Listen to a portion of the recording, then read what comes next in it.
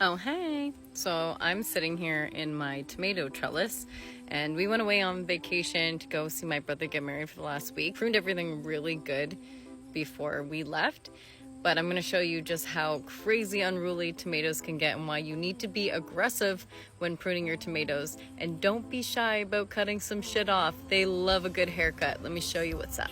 So I've been pruning inside of this trellis. See how it's coming out to the path now and I can't even get through? We're gonna trim a whole bunch of stuff off and then we're gonna tie it back as well to continue to allow it to grow up the trellis to make these beautiful little arches. But you can see when I come through, the tomatoes are everywhere and they're doing beautifully. We've got all sorts of different types of tomatoes.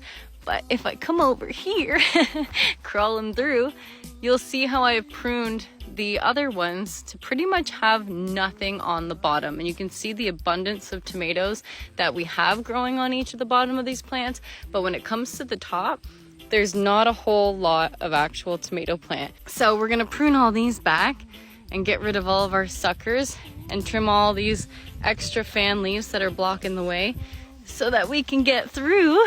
But a ton of this can get chopped off because we need to get some airflow going so that these tomatoes can get bigger and start to ripen. Look how big this sunflower is. I'm gonna crawl back under here and find my little spot, knees deep in the dirt. So I'm gonna start at the bottom of the plant and I'm gonna work my way up and I'm gonna get rid of a ton of stuff. All of these extra fan leaves that are starting to go downward, I don't want those to touch the soil because that's how I'll end up getting blight. And we had a bit of blight last year and that sucked big time. We lost a ton of tomatoes. We had to harvest a little bit early.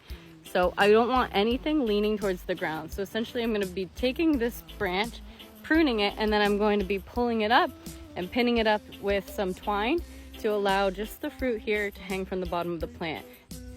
There we go. So we did that side, we pinned it all back, but now we gotta do this side. And there we have it. Look at all the mess that I cut off. So now I can walk through the path and you can see most of the bottoms are just naked and they are producing a shit ton of tomatoes and some really big ones. Ooh, that's a fatty. I always wear gloves when I start doing tomatoes and then I just end up taking them off and this happens. I got a big mess to clean up. That's it for now. Okay, bye.